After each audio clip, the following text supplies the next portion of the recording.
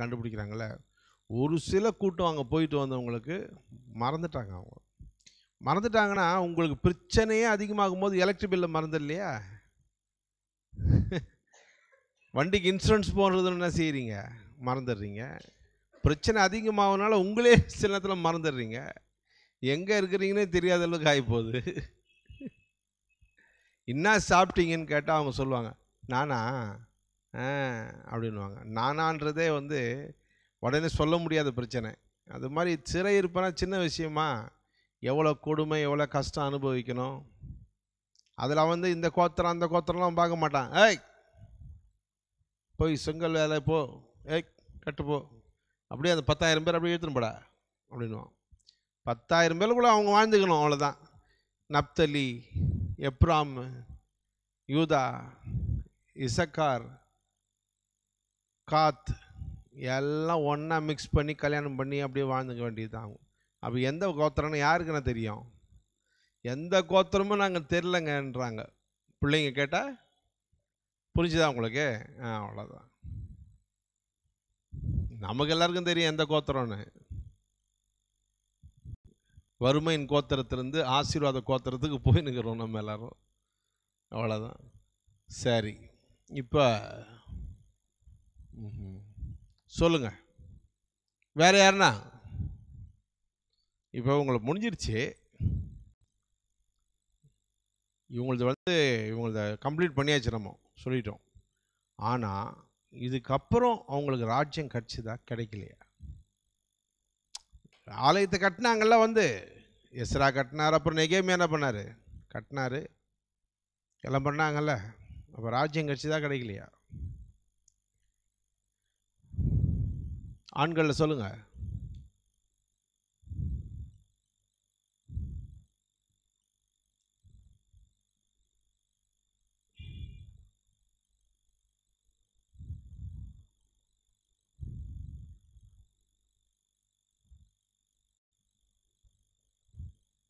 இப்போ இயேசுநாதர் பிறக்கிறதுக்கு முன்னாடி இருக்கிற சம்பவம் தான் இது.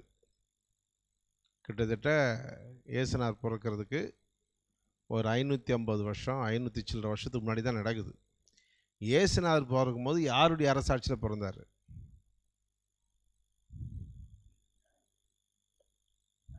தாவீது அரசாட்சியிலையா? ஒன்று கேட்டால் ஒன்று சொல்லக்கூடாது.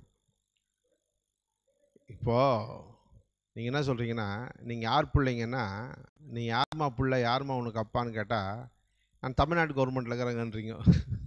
இந்த மாதிரி தப்பு தப்பாக பதில் சொல்லக்கூடாது. சிந்திச்சு என்ன கேட்குறாங்க? ஏரோது கிடையாது. ஏரோது வந்து ஒரு தேசாதிபதி. அவன் ஒரு தேசாதிபதி. அவன் சிற்றரசனோட வைக்கல. அவன் ரோமர் எம்பர் என்ன பண்ணிட்டான், பேரரசன். அதுதான் அகஸ்து ராயன். அதுக்கப்புறம் வந்தவன்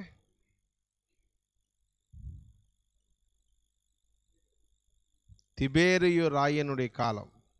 திபேரியு, இந்த 2 காலகட்டத்தில் தான் இயேசுநாதர் பிறந்தார்.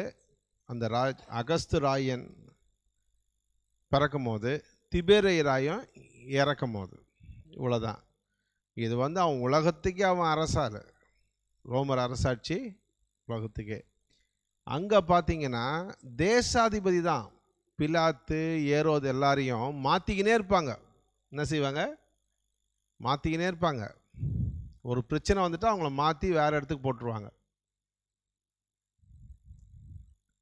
பிலாத்து அப்போ தான் மாற்றினாங்க, ஏரோது அப்போ தான் மாற்றினாங்க. அங்கேருந்து கலிலேயாவுக்கு மாற்றிட்டாங்க. அதுக்குள்ளவே கலிலேயா, சமாரியா, யூதயா, இந்த 3 மாகாணத்துக்குமே 2 அதிபதி, பிலாத்து, ஏரோது. பிலாத்து, ஏரோது. ஏன்னா ரோமருடைய அரசாட்சி நின்றுது அவ்வளோ வருஷம் என்ன சாதாரண விஷயமா என்ன?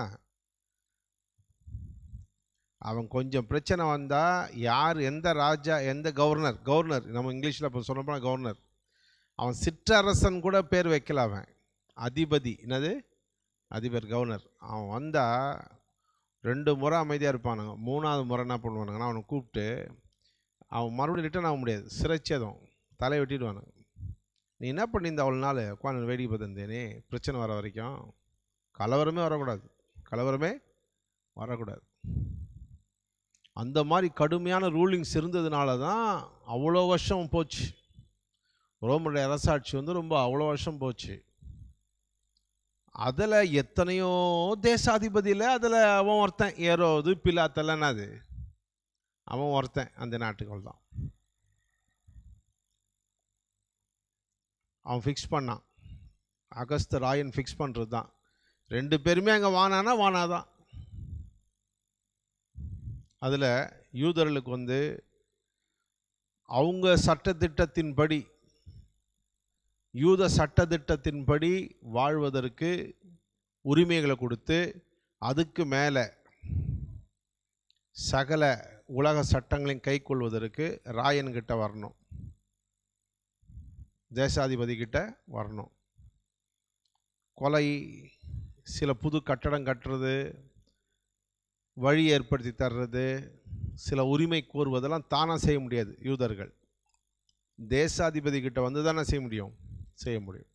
இல்லைன்னா எப்போவே பிடிச்சி கொலை பண்ணிட்டு இருப்பாங்களே இயேசுவை, கொலை பண்ண முடியாது அவங்களால. அவங்கெல்லாம் சேர்ந்து 52 பேர் சனகரிம் சங்கத்தார் சேர்ந்து முடிவெடுத்தாலும் இவனை கொல்லலான்னு சொல்லி தேசாதிபதி கிட்ட என்ன செய்யணும், பர்மிஷன் ஆகணும். தேசாதிபதியும் பட்டுன்னு பர்மிஷன் ஆக்க முடியாது.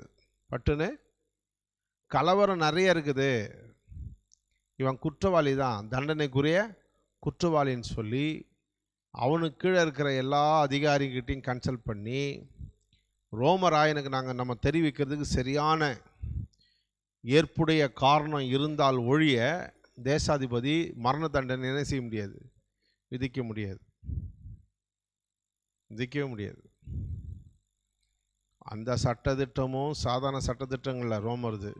ஆர்சின்னு நம்ம ரோமல் கத்தோலிக்கு மாதா குமாரான்னு சொல்கிறோம். அவனுங்க சட்டத்திட்டமும் இருக்கிற ஸ்தாபனத்திலேயே உலகத்தில் அவனுங்கள மாதிரி சட்டத்திட்டம் வந்து ரொம்ப கரெக்டாக துல்லியமாக சட்டத்திட்டம் யார்கிட்டையும் எந்த ஸ்தாபனத்துலேயும் கிடையாது, நிர்வாகம் கிடையாது. அதனால தான் அவனுங்க வந்து 3ஆம் நூற்றாண்டில் உருவாக்கப்பட்ட ஸ்தாபனம் அது. எத்தனாம் நூற்றாண்டில்? மற்றதெல்லாம் இப்போ சிஎஸ்சி இருக்குதுன்னா வெள்ளைக்காரன் போர்டு அமைச்சு கொடுத்துட்டு போயிட்டான். சிஎஸ்சிக்கு வந்து எங்களை மாதிரி கர்த்தர் வழி நடத்தி அங்கங்கே சபைகளை உருவாக்கலை. வெள்ளைக்காரன் என்ன பண்ணான்னா தமிழர்களை கூப்பிட்டு 10 பேரை பக்தி உள்ளவனை ஊழியம் செஞ்சவனை கூப்பிட்டு அவனை போர்டாக்கி இந்த போர்டுக்கிட்ட சிஎஸ்ஐ ப்ராப்பர்ட்டின்னு சிஎஸ்ஐன்னு பேரை வச்சு இந்த ப்ராப்பர்ட்டி ஒப்பு கொடுத்துட்டு போயிட்டான். ஒரு பையனும் வாங்கினது இல்லை. அதிகமான சர்ச்சை அவனுங்க கட்டுனதே இல்லை. யார்? தமிழன். அதுக்கு ஸ்தாபகனே இல்லை. ஈஸ்ட் இந்தியா கம்பெனி தான் அதுக்கு ஸ்தாபகர், வெள்ளைக்காரன் தான் ஸ்தாபகர். அதே மாதிரி நார்த் இந்தியாவிலேருந்து சிஎன்ஏ ஆமாம், church of north India C N I, C S I church of south இந்தியான்னு 2ஆக பிரித்து கையில் கொடுத்துட்டு போயிட்டான். பெந்தகோஸ்து ஊழியங்கள்லாம் அது ஒரு 150 வருஷம் ஊழியம். சிலான் பெண்டிகாஸ்ட் ஊழியம் 160 வருஷம் 150 வருஷம் ஆகுது. மற்ற இங்கே இருக்கிற மெட்ராஸ் பெண்டிகாஸ்ட்டு, நம்ம பெண்டிகாஸ்ட்டு, மாரநாதா, ஏசியெல்லாம் ஒரு 70 வருஷம் இருக்கும். நம்மளது ஒரு 25 வருஷம் தாண்டி போயின்னு இருக்குது. இது ஒன்றும் இல்லை, சின்ன ஸ்தாபனம். ஏசிஏ, மாரநாதாலாம் பெரிய பெரிய ஸ்தாபனம். 80-90 வருஷங்கிட்ட 80 வருஷங்கிட்ட போயின்னு இருக்குது. ஆனாலும் ஏஜ் பார்த்திங்கன்னா ஒரு 200 இயர்ஸ், ஒரு 200-250 வருஷம் ஸ்தாபனம். அட்வென்ட் கிறிஸ்டியன்ஸ் தான் ரொம்ப அதிகம், ரொம்ப பழசு இருக்கிறதுல. அட்வென்ட் கிறிஸ்டியன் சர்ச்சு நீங்கள் பார்க்குறீங்கல்ல, அதுதான் 300 வருஷத்தை தாண்டி உள்ள ஸ்தாபனம். ஆனால் இந்தியாவில் அது வளர்ச்சி இல்லாத போச்சு.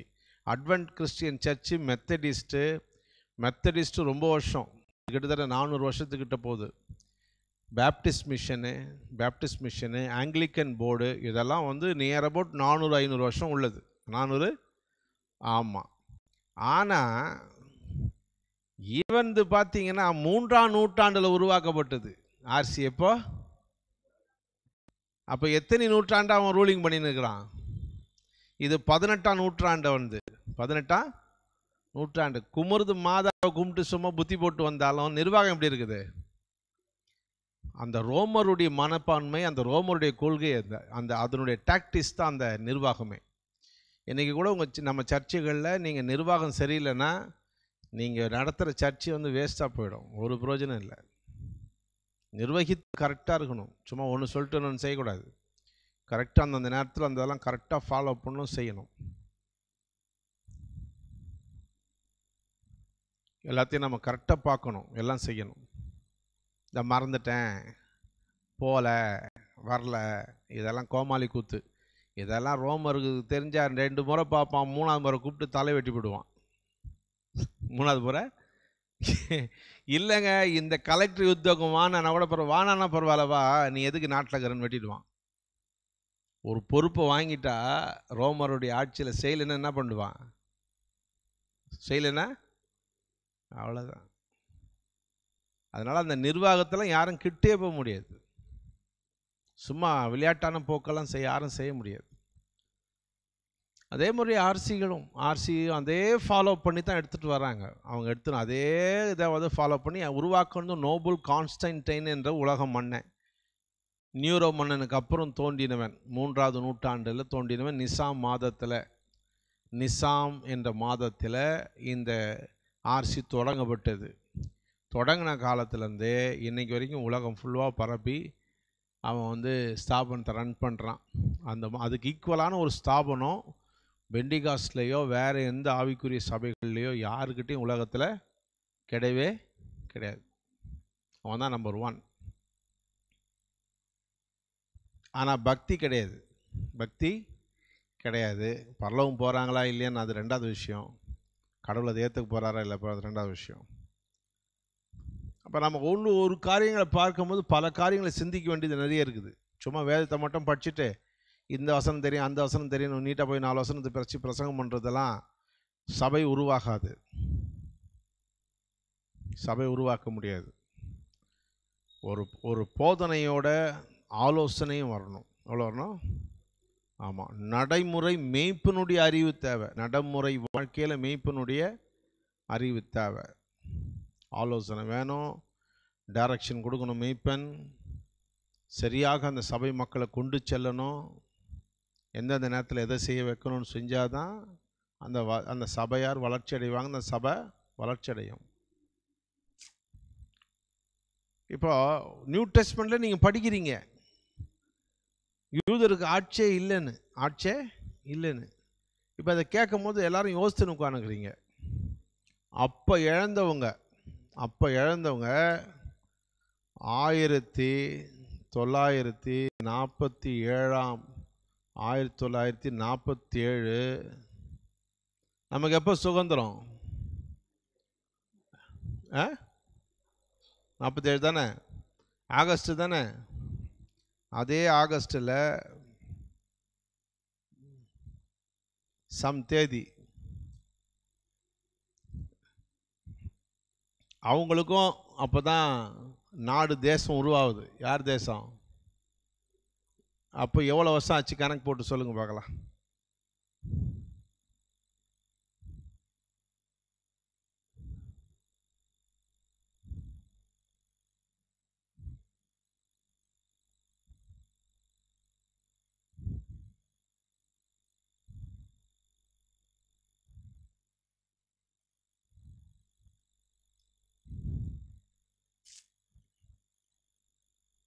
எவ்வளோ ஆச்சு? எத்தனை வருஷம் ஆச்சு? 74 வருஷமா?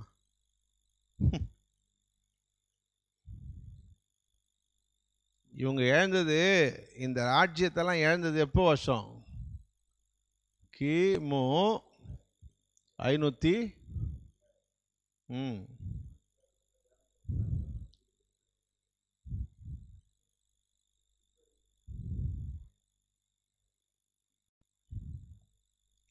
ஏசப்பா சொன்னார், அத்தி மரம் துளிர் விடும். அத்தி மரம் மத்தேயு 24 என்ன சொன்னார்? 32 34 படிங்க.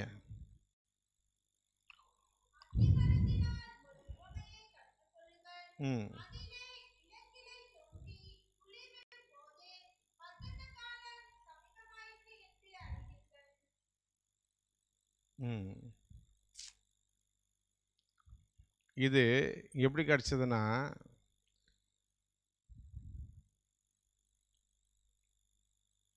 ஜெர்மனிக்காரன் இங்கிலாண்டை தோக்கடிச்சிருப்பான். யூதர்கள் அங்கே ஹேலன் பி என்றவர் தலைவன். ஹேலன் பி என்றவர் அவர் படையை நடத்துகிறார் இங்கிலாண்டில். யூதர்கள் பாம் கண்டுபிடிச்சிட்டாங்க.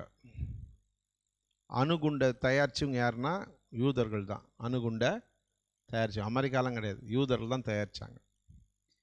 இதை ஒரு காலம் தப்புனா வெடிக்குது, வெடித்து சேதம் வருது. அப்போ என்ன பண்ணுறது? இங்கிலாந்து வந்து இந்த பாம்பை யூஸ் பண்ணால் ஹிட்லர் காலி, ஜெர்மனி படைகள் காலி, உலகத்தில் வென்றரலாம், பெரிய சக்ஸஸ் வரலாம்.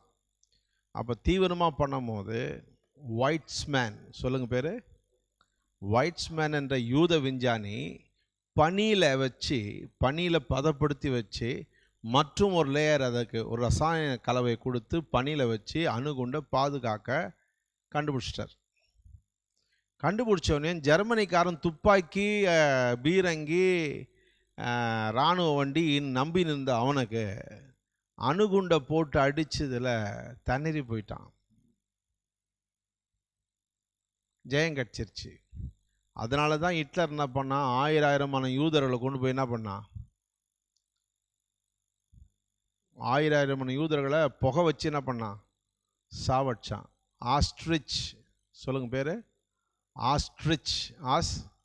ஆஸ்ட்ரிச் என்ற ஒரு முகாமில், ஆஸ்ட்ரிச் தானேப்பா, ஆஸ்ட்ரிச் என்ற முகாமில் யூதர்களை பிடிச்சி அழிச்சான்.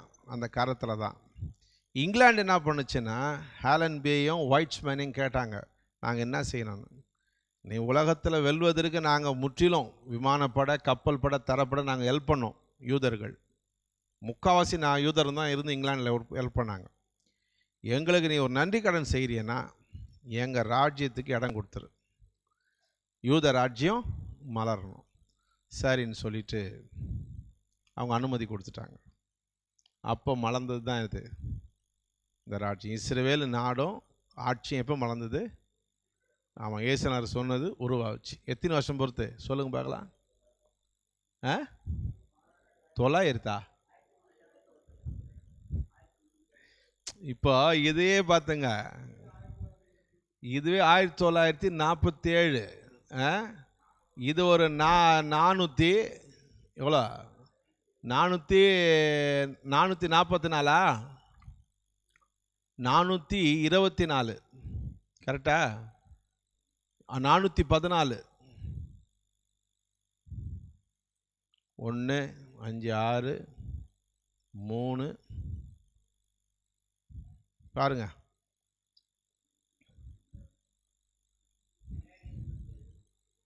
எவ்வளோ வருஷம் பொறுத்து. கிமு தானே இது, கிமு தானே இது. அதில் அந்த 1000 போடுங்க, 400 வருஷம் சைலண்ட் பீரியட் இல்லை. அதான் அக்யூரேட்டாக அவன் 14 வருஷம் போட்டுங்க, அதோட முடிஞ்சு போச்சு அவங்களது.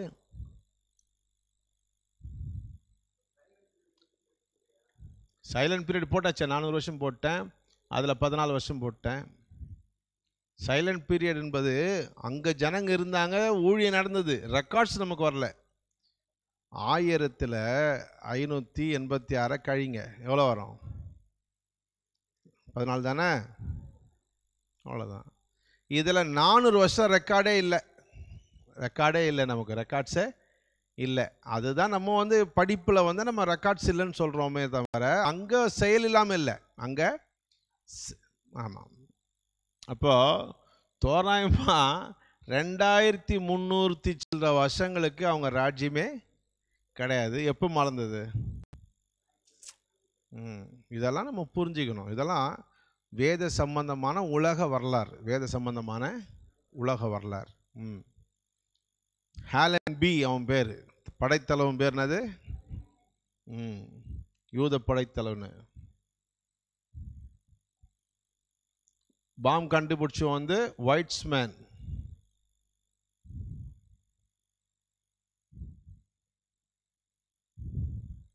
இந்த கண்டுபிடிப்பால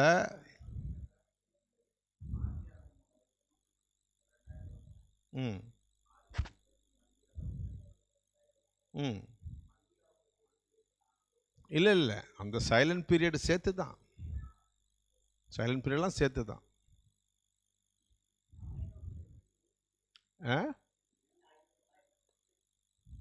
அது 500 சில்லறதை 1000 கழிக்கணும், அவ்வளோதான்.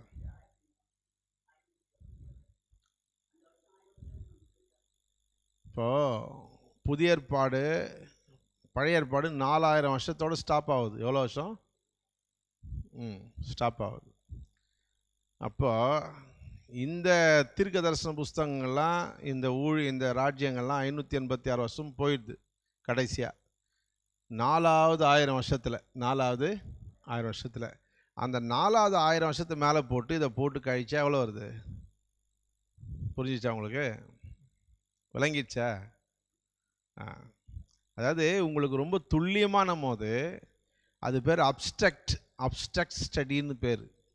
அது எப்போ கிடைக்க முடியும் அப்படின்னா, இந்த சர்வே முடித்து பைபிள் ஸ்டடீஸை நீங்கள் அட்டன் பண்ணிவிட்டு அதுக்கப்புறம் தான் அப்ஸ்ட்ரக்ட் ஸ்டடியை நீங்கள் பண்ண முடியும். அது ரிசர்ச்சிங் ஸ்டடீஸ், ஆராய்ச்சி படிப்பு. என்னது?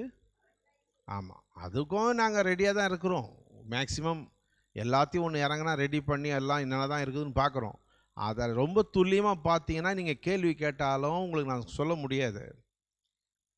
நான் உங்களுக்கு கேள்வி சொல்லி நேரம் பத்தாது, நேரம் ஆன்சர் சொல்லி பத்தாது. இப்போ இதுவே அவங்க ராஜ்யம் இல்லைன்னு சொல்கிறதுக்கு எத்தனை ரெஃபரன்ஸ் கொடுக்குறேன்? எத்தனை? 20 நிமிஷம் இருக்குமா அந்த ரெஃபரன்ஸு? இருக்குமா இருக்காதா? நல்லா எழுதி வச்சிங்க. எப்படி ராஜ்யம் கிடச்சதுன்னா, இங்கிலாந்து படைக்கு உதவி செய்தார்கள். யார்? ஆமாம், முக்கியமானது. நீங்கள் ஹிஸ்ட்ரியில் படிக்கலாம். நீங்கள் ஒன்றும் இல்லை, நெட்டில் போயிட்டு how England got the victory in the second world war அப்படின்னு சொல்லி போட்டு படிங்க, அதிலே வரும்.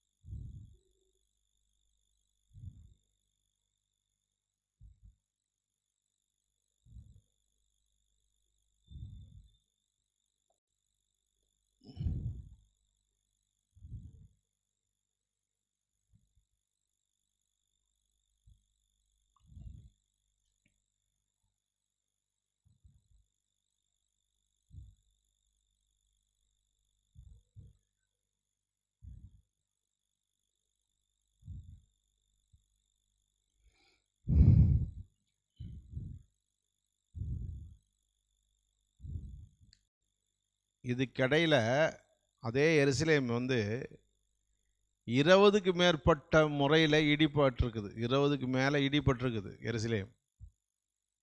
25க்கு மேலே முற்றுகையிடப்பட்டு இருக்குது இந்த காலகட்டத்தில். இப்போ நம்மளே பார்க்குறோமே, சாலமோன் கட்டுண்ட இடிச்சானா இடிக்கலையா? அப்புறம் எஸ்ரா நெகேமியா என்ன பண்ணாங்க? சீரமைச்சாங்க. சரி, அந்த காலங்கள்லாம் தாண்டி ஏரோது காலத்தில் கட்டினானா இல்லையா? அவன் ஞாபகம் இல்லையா? இதுதான் ஞாபகம் வச்சுக்கணும் படிக்கும்போது. இதில் படிங்க, யோவான் 2ஆம் அதிகாரத்தில் படிங்க. எத்தனை வருஷம் ஆச்சுன்னு சொல்கிறாங்க பாருங்க இயேசுக்கிட்ட. 42 வருஷமாக ஏரோது கட்டுறாரு இந்த ஆலயத்தைன்னு. யோவான் 2ஆம் அதிகாரத்தில்.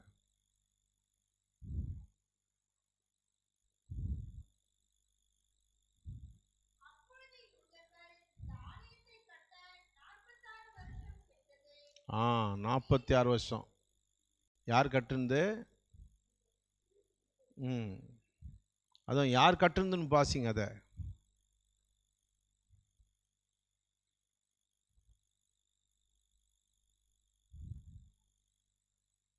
அங்கேயே இருக்குமே.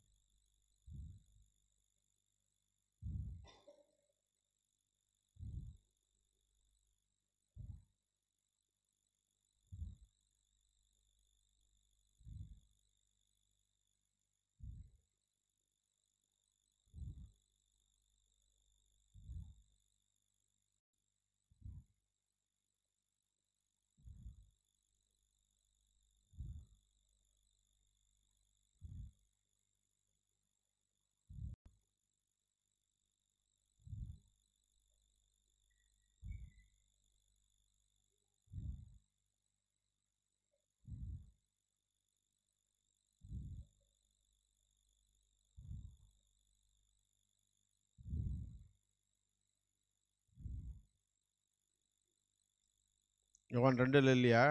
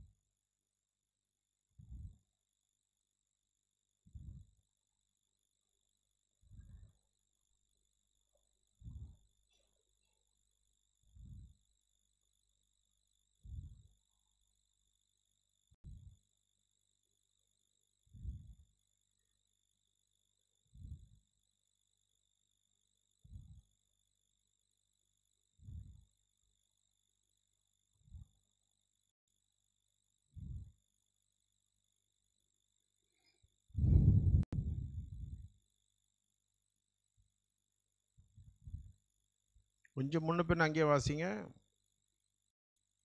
அதிலே வருமே. யோவான் 2 வரணும்.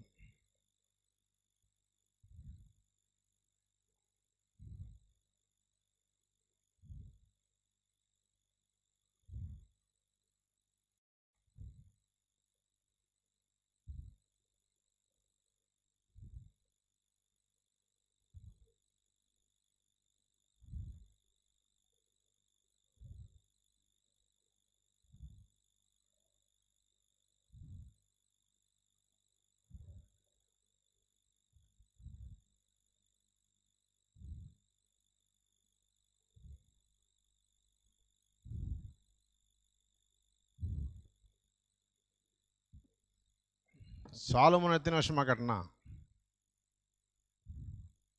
ஆலயம் கட்டுறதுக்கு?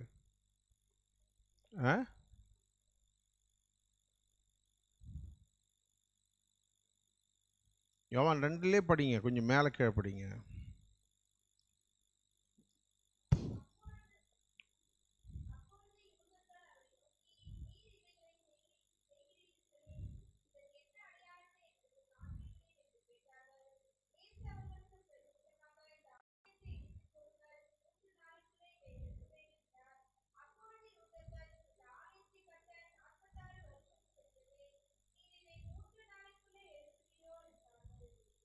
வாசி.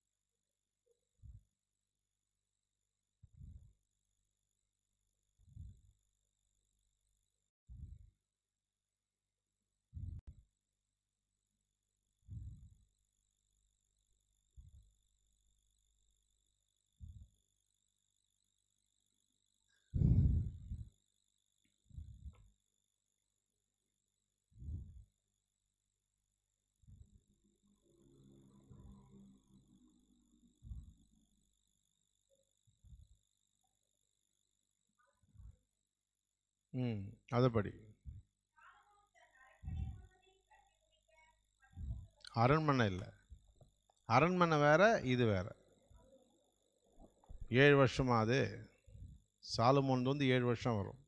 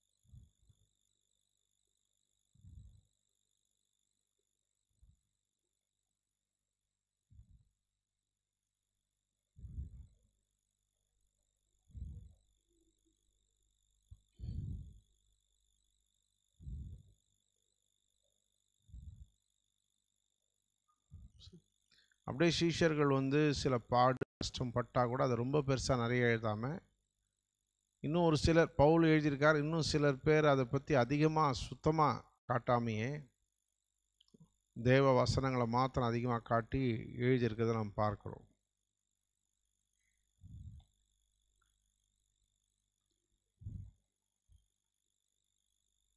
ஆனாலும் நம்ம எல்லாருக்கும் நல்லா தெரியும், இதே சவுல் மூலமாக இவ்வளோ பிரச்சனை வந்து அங்கே நிறைய குழப்பங்கள் நடந்தது எல்லாம் நாம் நன்றாக அறிவோம். எந்த வசதியும் இல்லை, அடிப்படையான வசதி இல்லை, வாகனம் இல்லை, செல்ஃபோன் இல்லை, அவங்களுக்கு சரியான பஸ் ஃபேரு, இந்த கப்பல் ஃபேரு, கப்பலுக்கு காசு, கழுத மாதிரி ஏறி போகிறதுக்கு காசு கூட இருந்ததான்னு தெரியாது. அப்படிப்பட்ட ஒரு காலகட்டத்தில், அப்படிப்பட்ட ஒரு நிலைமையில் எங்கே சென்றாலும் அங்கே பிரச்சனை, போராட்டம், கட்டு, காவல், உபத்திரம், இதன் மத்தியில் இந்த ஊழியம், சபை ஸ்தாபித்தல் ஊழியம், சுவிசேஷம் எல்லாம் பயங்கரமாக விரிவடைஞ்சிருக்குது. எக்கச்சக்கமாக விரிவடைஞ்சிருக்குது. அது 32 வருஷத்துக்குள்ள, எத்தனை வருஷத்துக்குள்ள? அப்போஸ்தலர் நடவடிக்கை வரலாறு வந்து எவ்வளோ? அதுக்கு மேலே நிறைய விரிவடைஞ்சிருக்குது. நம்ம 32 வருஷம் மட்டும் எடுத்துக்கலாம், 32 வருஷம் மட்டும். 32 வருஷத்துக்குள்ள தேசம், நாடு அப்படின்னு பல இடங்கள் விரிவடைந்திருக்கிறது. இதில் நீங்கள் இதுவரைக்கும் படித்த வேதத்திலிருந்து எப்படி இது விரிவடைந்தது, எப்படி இந்த சபைகள் உருவாக்கப்பட்டது, இவ்வளோ ஜனங்கள் எப்படி கர்த்தர்கிட்ட வந்தாங்க,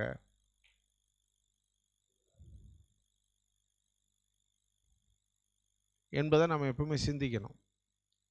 ஏன்னா நம்ம இந்தியாவில் இந்த சென்னையில், கொஞ்சம் பெங்களூரில், கொஞ்சம் பாம்பே, டெல்லியில், மற்ற இடங்கள்லாம் கிறிஸ்துவம் ரொம்ப கிடையாது.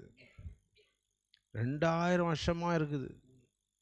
முதல் நூற்றாண்டிலே கிறிஸ்துவம் வந்து இன்னும் விரிவடையலை. ஆனால் அப்போஸ்தலர் நாட்களில் மட்டும் அவ்வளோ பெரிய விரிவாக்கம், அவ்வளோ பெரிய சுவிசேஷ முன்னேற்றம் இதெல்லாம் நடந்திருக்குது. அதனுடைய முக்கியமான காரணங்களை நீங்கள் ஆராய்ந்தது உண்டா? இல்லை இப்போ படிக்கும்போது கூட அந்த சிந்தனையில், இந்த சிந்தனையில் நமக்கு அது வரணும். எப்படி இது விரிவடைஞ்சது, எப்படி இது ஆச்சு? இல்லை இயேசுவோடு கூட அவங்க இருந்ததுனால இவ்வளோ பெரிய வளர்ச்சியா? இல்லை ஆவியானவர் மிகுந்த கிரியை செஞ்சிட்டாரா அந்த நாளில் அவங்களோட இருந்து?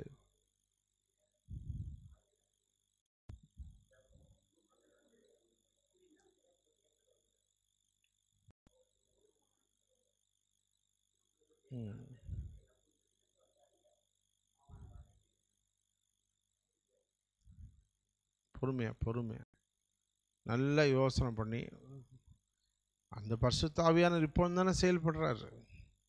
ஆனாலும் இன்னைக்கு இந்தியாவிலும் இல்லை, வெளிநாட்டில் ஒரு சில நாடுகள் பரவாயில்ல, மற்ற அவ்வளோ பெரிய விரிவாக்கம், அவ்வளோ பெரிய எஸ்டாப்ளிஷ்மெண்ட்,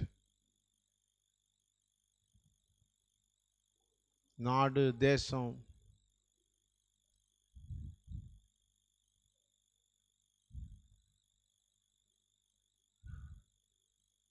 பரிசுத்த ஆவியானவர் தான் செயல்படுறாரு. அவர் இல்லாமல் நம்ம என்ன பண்ணாலும் முடியாது.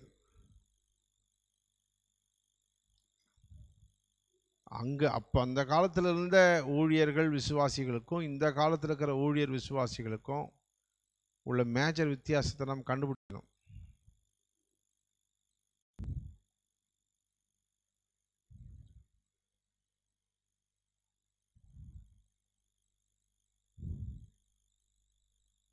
அந்த நாளில் இருந்த ஒரு வயசானவங்களே வேதம் என்ன சொல்லுதுன்னா, இரவும் பகலுமாய், அண்ணால் எங்கேருந்து ஜெபம் பண்ணா? ஆமாம்,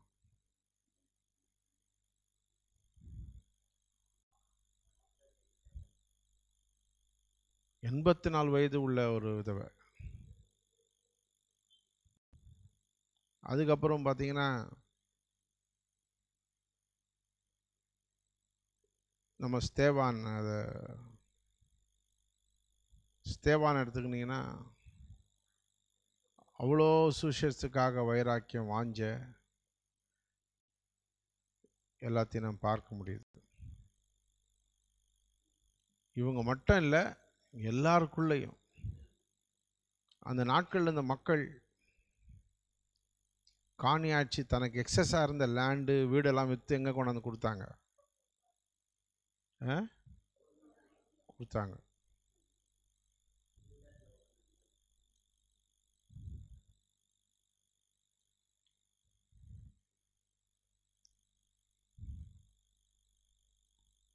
எப்படி இந்த மாதிரி ஒரு பெரிய மனநிலை அவங்களுக்குள்ள உருவாயிருக்கும்? இவ்வளோ பெரிய ஒரு வாஞ்ச, ஒரு தியாகம், ஒரு வைராக்கியம் அப்படின்றத நம்ம ஆராயும் பொழுது ஆவியானவர் தான் இல்லாமல், அவர் இல்லாமல் ஒன்றுமே பண்ண முடியாது. இன்றைக்கி கூட ஊழியம் பண்ணுறேன், அதை பண்ணுறேன், இங்கே போகிறேன், இங்கே வரேன், நான் இங்கே சொன்னால் கூட அபிஷேகம்லாம் ஒன்றும் செய்ய முடியாது. அது எல்லாருக்கும் தெரிஞ்சது. ஜபம் இல்லைன்னா ஒன்றும் செய்ய முடியாது. ஜபம் கூட அபிஷேகத்தை நிறைஞ்சி ஜபம் இருக்கணும். மற்ற ஜபங்கள் பிரயோஜனம் இல்லை. அபிஷேகத்தில் நிறைந்த ஜப வாழ்க்கை இருக்கணும். இல்லைன்னா அந்த சர்ச்சை டெவலப் பண்ண முடியாது. ஆண்டவரே ஸ்தோத்திரம், கர்த்தாவே இயேசுவே ஆசீர்வதிங்க ஆண்டவரே, இங்கே போன ஆண்டவரே, இங்கே வந்த ஆண்டவரே, இந்த மாதிரி ஜபத்தெல்லாம் வச்சு ஒன்றும் பண்ண முடியாது. அதில் பாரம், அபிஷேகம், ஆவியில் யுத்தம் பண்ணக்கூடிய ஒரு வாழ்க்கை எல்லாம் நமக்கு வேணும். அது ரைட்டு. ஆனாலும் மனித தன்மையில் பார்க்கும்போது அந்த ஜனங்களுக்கு இருக்கிற அந்த வைராக்கியம் வாஞ்ச தியாகம் வந்து அதிகமான வைராக்கியம் வாஞ்ச தியாகம். அது மேஜர் காரணமாக இருக்குது. ஆவியானவர்களை யூஸ் பண்ணுறதுக்கு மிகப்பெரிய காரணம். இன்றைக்கி ஒரு வாலிபன் எடுத்தால் கூட ஒரு 2 நாள் 3 நாள் தன்னுடைய சுகத்தை, தன்னுடைய சௌகரியத்தை இழந்து ஒரு சில இடங்களுக்கு அவன் போக மாட்டான். நான் எவ்வளோ பேரை கூட்டின்னு போனேன். கிட்டத்தட்ட 2004 2005 வரைக்கும் 2005 வரைக்கும் கூட கேம்பெயின் பண்ணேன் 15 வருஷமாக. அப்போ நான் எவ்வளோ பேர் பார்த்துருப்பேன்? ஆல்மோஸ்ட் வரவெல்லாம் வந்து மாட்டிக்கினேன்னு தான் சொல்லுவான். வந்து மாட்டிக்கினேன்னுவான். ஆனால் கடவுளுக்காக இதை செய்யலாம், இந்த மரத்தடி என்ன, இந்த கஷ்டம் என்ன, பரவாயில்ல அப்படின்னு சொன்னவன் நிறைய பேர் நான் பார்க்கல. ஐயோ வந்து மாட்டிக்கணுமே, என்ன பண்ணுறது? ஒருத்தன் கேட்குறான், இந்த பக்கம் பஸ் வருமா, எங்கள் அத்தை சீரியஸாக இருக்குது, அதனால் முன்னாடியே போயிட்டா நல்லா இருக்குதுன்றான். அந்த ஊருக்காரங்க சொன்னாங்க, இல்லை காலையில் ஒரு முறை தான் பஸ் வரும் அப்படின்னு. எங்களை கேட்டான், நாங்கள் இன்றைக்கி நைட்டு அடுத்த ஊருக்கு போயிடுறோம் நடந்து, நீ ஒன்றா இங்கேருந்து பஸ் ஏறி போக்கோ அப்படின்னு சொன்னேன். அவன் இப்படியும் பார்த்தான் அப்படி பார்த்தான். அவன் சொல்கிறான், இப்படி பார்த்தாலும் கஷ்டமாக இருக்குது, அது இந்த பஸ்ஸை பிடிக்குது, இந்த பக்கம் 5 கிலோமீட்டர் நடக்கணும், நீங்கள் எத்தனை கிலோமீட்டர் இந்த பக்கம் நடந்து போகணும்? நாங்கள் ஒரு 7-8 கிலோமீட்ரு. சரி அப்படியே வந்துடுறேன்.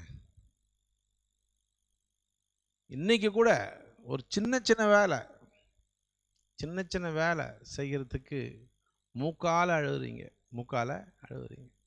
ஒரு ஃபாஸ்டிங் எடுக்கிறீங்க, வயது உள்ளவங்க, பெரிய வயசானவங்க சொல்ல, உடம்பு சரியில்லாதவங்க நான் சொல்ல, அதை மனப்பூர்வமாக எடுக்கிறதுக்கு முடியல, சந்தோஷமாக எடுக்கிறதுக்கு முடியல.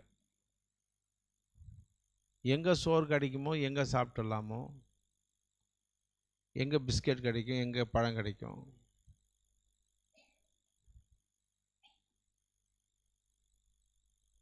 அப்போ ஆவியானவர் என்ன பண்ணுவார்? அவர் சரீரத்தோடு இருந்தாருன்னா எட்டி ஒன்று உதைப்பார், ஒரு அறை விடுவார். உன்னை என்ன பண்ண முடியும்? என்ன செய்ய முடியும்?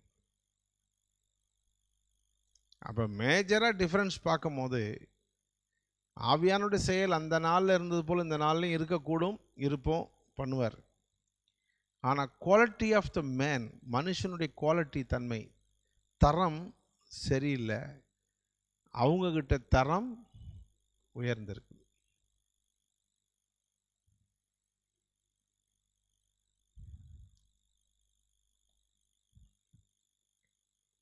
அப்போ இவைகளை நம்ம நல்லா ஃபைண்ட் அவுட் பண்ணணும். அதே கூட பார்த்தீங்கன்னா எபேசியில் அவ்வளோ வசனம் விருத்தி அடைந்தது. படிச்சிங்களா இல்லையா? அதில் ஆனால் கொரிந்து பட்டணத்தில் விருத்தி அடைந்ததா?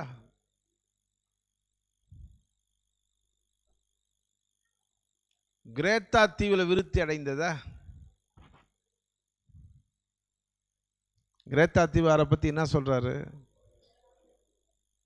பெருவயிற்று சோம்பேறிகள். மெலித்தா தீவு கப்பல் உடஞ்சி கடை ஒதுங்குறாங்களே, அது மெலித்தா தீவு. இது கிரேத்தா தீவு. கிரேத்தா தீவுக்கு யார் அமைச்சார்? தீத்து அமைச்சார். என்ன செய்யார்? தீத்து அமைச்சிட்டார். போய் அதை போய் பாரு. அப்படி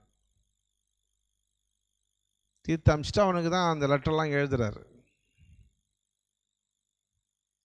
அப்போ அந்த வளர்ச்சி கிரேத்தா தீவில் இல்லை.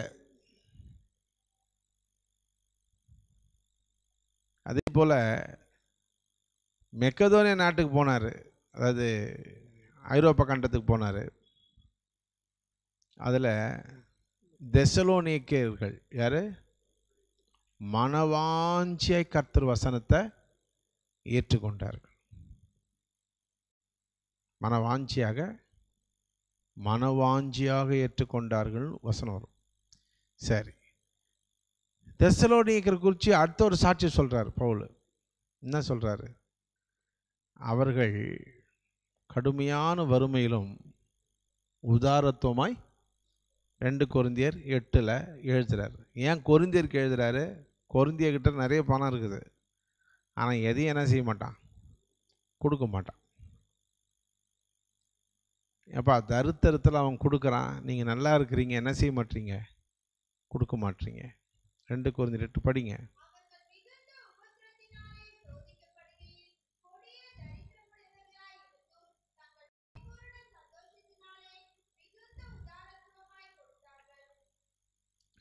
இப்போ ஒன்றும் இல்லை, இங்கே இருக்கிற வாலிபனெல்லாம் பொறுக்கி இப்போ நைட்டு நான் கூட்டுன்னு போக தயார், எனக்கு ஒன்றும் பிரச்சனை இல்லை, 10 நாள் பொறுத்து வரலாம்ப்பான்னு நம்முடைய கூட்டுன்னு போனால் வழியிலே எத்தனை பேர் ஓடுவான்னு சொல்ல முடியாது.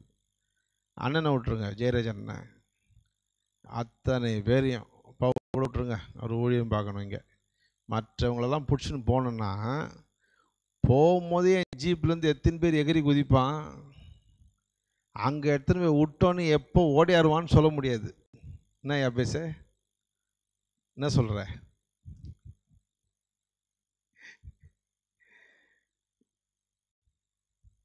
என்ன சுபேஷ், என்ன யோசிக்கிற?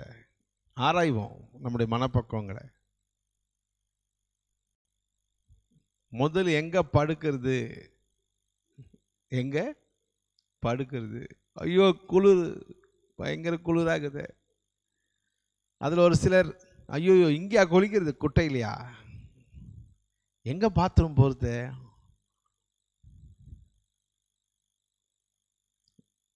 என்ற பல சூழ்நிலைகளை சந்திக்க முடியாமல் இப்போ இது முடிஞ்சோடனே வீட்டில் போயிட்டு பெட்ஷீட் போட்டு தூக்கின்னு வர போகிற. நீ எங்கே எழுப்பதில் உன்னை ஆவியானவர் யூஸ் பண்ண முடியும், எங்கே உன்னை நடத்த முடியும்? நீ எப்போ வீரசூரனாக மாறுவ, எப்போ நீ கர்த்தருக்காக எழும்பி பிரகாசிப்ப?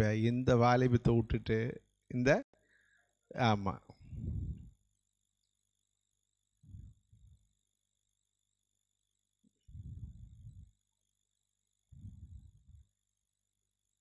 இப்போ விக்கிரவாண்டியில் நடந்ததில் அவங்க சொல்கிறாங்க, நைட்டில் ரொம்ப பாம்பெல்லாம் வளர்த்தையா, வீட்டாண்ட வீட்டுக்குள்ளே நீங்கள் படுத்துங்க.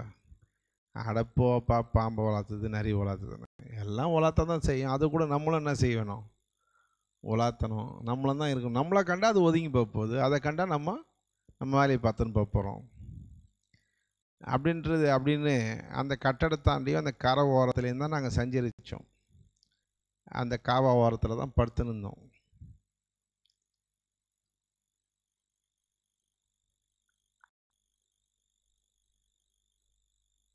அந்த வேலைகளை ஒப்பேற்றுறதுக்கு ஊழியமும் நடந்தது. கேங் வந்து ஊழியமும் பண்ணிட்டுருந்தாங்க, அதையும் டீல் பண்ணிட்டுருந்தோம். இது நடந்தது. அப்போ பல சூழ்நிலைகளை சந்திப்பதற்கு நம்முடைய மனதை பக்குவப்படுத்திக்கணும். என்ன செய்யணும்? பக்குவப்படுத்திக்கணும். இதெல்லாம் நல்ல சூழ்நிலை தான். அருமந்தையெல்லாம் இருக்கிறதுக்கு கொடுத்து வச்சுக்கணும். என்ன மாதிரி ஆக்சிஜன், என்ன சுத்தமான காற்று, நல்லா ஒரு அருமையான பனி, எவ்வளோ கொட்டினாலும் இறங்காத ஒரு பில்டிங்கு, என்ன நிம்மதியாக குளிக்கிறதுக்கு பாத்ரூமு, அந்த பக்கம் போன பப்ஸு,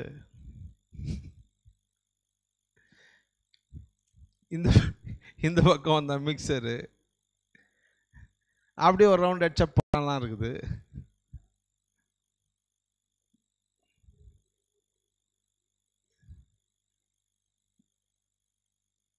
கடவுளுக்கு சித்தமானால் அடுத்து உங்களுக்கு வைக்கிற ட்ரைனிங் சென்டரு,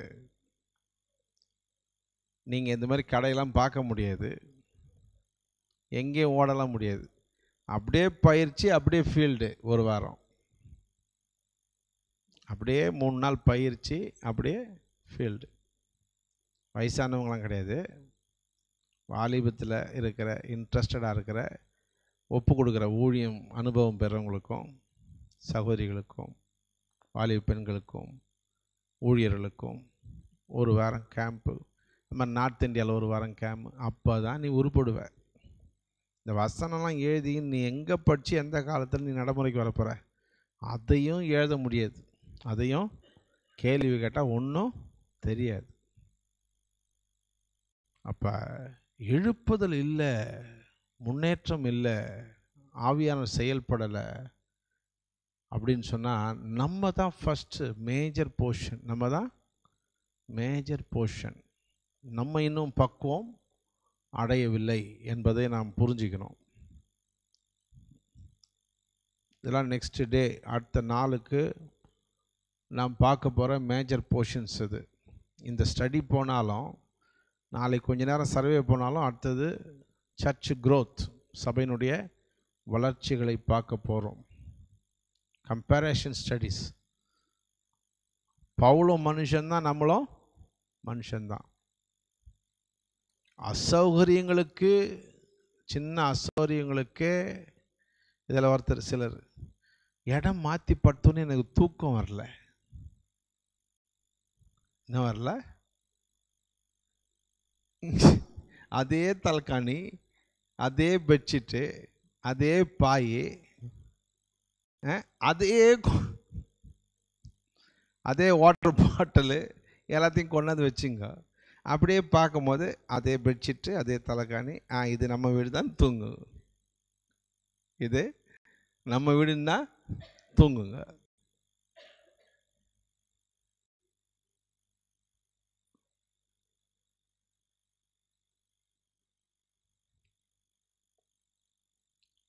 ஒரு மிஷினரி வந்து 7 மாற்றங்களை அவன் சந்தோஷமாய் சந்திக்க வேண்டும். எத்தனை மாற்றங்களை?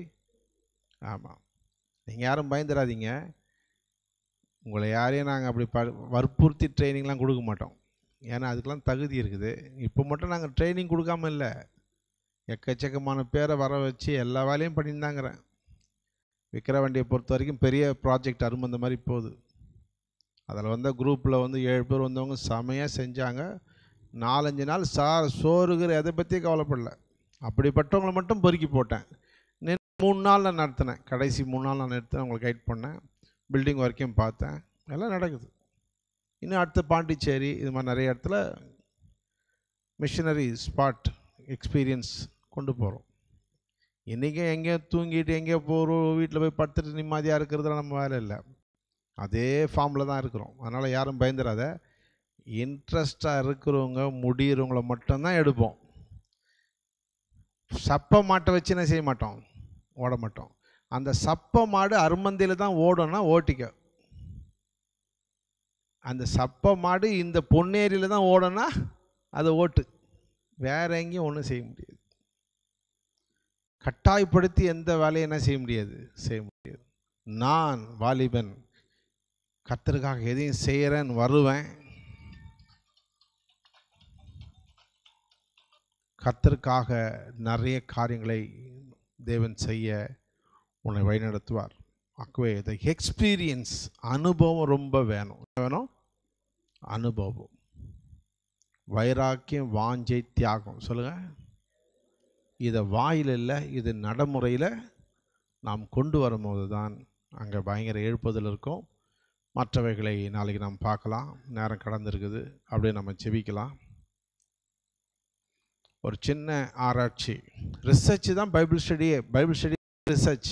ஏன் இப்படி இருக்குது, இந்த மாதிரி சூழ்நிலை ஏன் அப்படி அப்படின்றது ஆராய்ச்சிகள் தான் வேத பாடங்களை. கர்த்தர் இங்கேயும் கூட அநேக பேரை கர்த்தருக்காக ஏற்படுத்த முடிய நாம் ஸ்தோத்திரம் பண்ணுவோம். சோத்ராம் சோத்ராம் சோத்ராம் சோத்ராம் சோத்ராம் சோத்ராம் சோத்ராம் சோத்ராம் சோத்ராம் சோத்ராம் சோத்ராம் சோத்ராம். தொடர்ந்து 2 நாளும் வேதத்தை அறியும், கர்த்தருடைய அபிஷேகத்தில் நிரம்பி இருக்கும். கர்த்தர் கிருபை தரும்படி நாம் சோத்திரம் பண்ணுவோம். சோத்ராம் சோத்ராம் சோத்ராம் சோத்ராம் சோத்ராம் சோத்ராம். ஹல்லேலூயா ஹல்லேலூயா. கொஞ்ச காலம் இயேசுவுக்காக கஷ்டப்பாடு சகிப்பதினால் இன்னல் துன்பம் இன்பமாய் மாறும். இயேசுவை நாம் காணும் பொழுது அவர் பாதம் இழந்து பணிந்து ஆனந்த கண்ணீர் வடிப்பே. எந்தன் ஓட்டம் அந்த நாடு சுகந்தரிப்பே. எந்தன் ஓட்டம் அந்த நாடு. ஹல்லேலூயா. Thank you God. ஒரு பாயிண்ட்டுக்காக ஜெபம் பண்ணுங்க. நான் இனி வர இந்த நாள்லலாம் கடவுள் வேலையை சந்தோஷமாக செய்வேன். பார்ட் டைமில் இருக்கிறவங்க எந்த வேலையை கொடுத்தாலும் என்னால் முடிந்த வரைக்கும் சந்தோஷமாக, உத்தமமாக, வாஞ்சியாக கர்த்தருக்கு செய்வேன்னு ஒப்பு கொடுத்து ஜெபம் பண்ணுங்க. ஆவியானவர் உங்களை வழிநடத்துவார். உங்களை ஆசீர்வாதமும் குறையாது. உங்களுடைய எல்லா ஆரோக்கியத்திலேருந்து, சுகத்திலேருந்து மேன்மையாக கர்த்தர் உங்களை வழிநடத்துவார். சிலர் இந்த சர்ச்சு வேலையை உங்கள்கிட்ட வாங்கும் போது உங்களுக்கு கடன் கொடுத்த மாதிரி, நீங்கள் எங்களுக்கு கடன் கொடுத்த மாதிரி ஒரு ஃபீலிங்கை உருவாக்குறீங்க. செய்யணுமா, சரி ஏதோ ஊழியர் சொல்கிறார் அதுக்காக செய்கிறேன், இல்லைன்னா செய்ய மாட்டேன்னு தெரியுமா நான் அப்படின்ற மாதிரி. அப்படிலாம் செய்யக்கூடாது. அப்படிலாம் யாரையும் வேலை வாங்கவே கூடாது. நாங்கள் வாங்குறதும் தப்பு, நீ செய்கிறதும் தப்பு. நீ செஞ்சேன்னா ரொம்ப உற்சாகமாக செய்யணும். அதுக்கு இன்றைக்கி ஒப்பு கொடுத்து ஜெபம் பண்ணு. இதுக்கப்புறம் லைஃப்பை பார், எப்படி இருப்பேன்னு பார். கடவுளை மேன்மையாக வைப்பார், மகிமையாக நடத்துவார். அந்த இடமே நீங்கள் மாற்றணும். நான் கர்த்தருக்காக சந்தோஷமாக இந்த ஊழியத்தை செய்வேன், கடமைக்காக இல்லை, சந்தோஷமாக செய்வேன், உத்தமமாக செய்வேன். ஒரு நிமிஷம் எல்லாரும் ஜெபம் பண்ணுங்க.